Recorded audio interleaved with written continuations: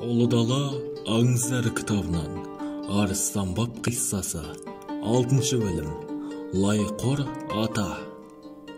Яссауи заманында Санжар деген сұлтан болыпты.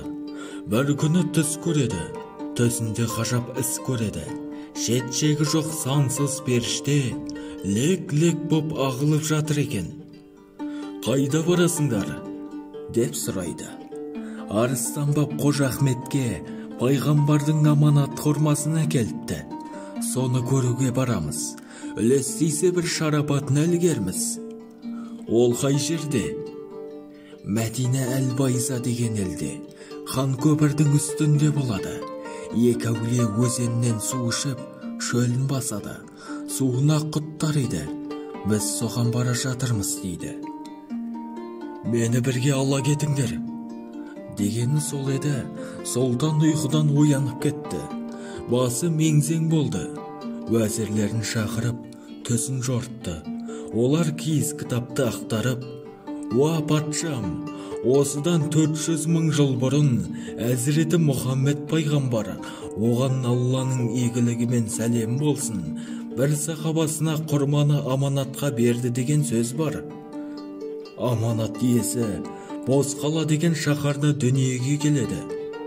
Біз білсек, соның уақыты тақаған сияқты. Арада 400 жыл өтті. Арыстан баб сайрамға жеткен екен деді. Санжар сұлтан, ендеше көлікті қамдаңдар. Мен жолға шығам. Барша пешті түнде солай кетті, деп әмір етті.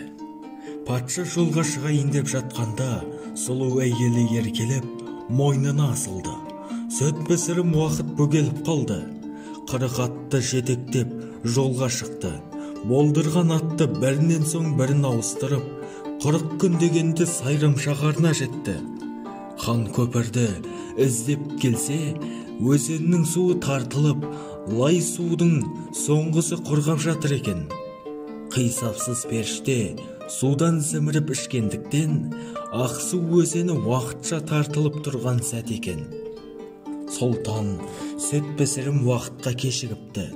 Жұрттың бәрі сол маңға жиналып аң-таң боп, еріндерін жалап тұр екен. Санжар сұлтан, «Қап, кешігіп қалыппын. Арыстан баб аманатын тапсырған екен ғой.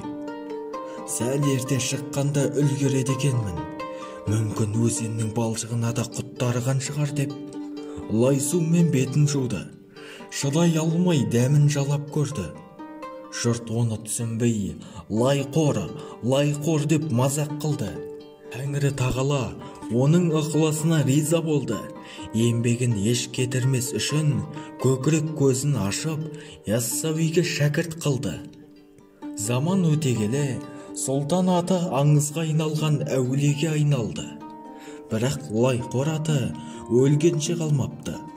Ел сол күйі лайқор ата атап кетіпті.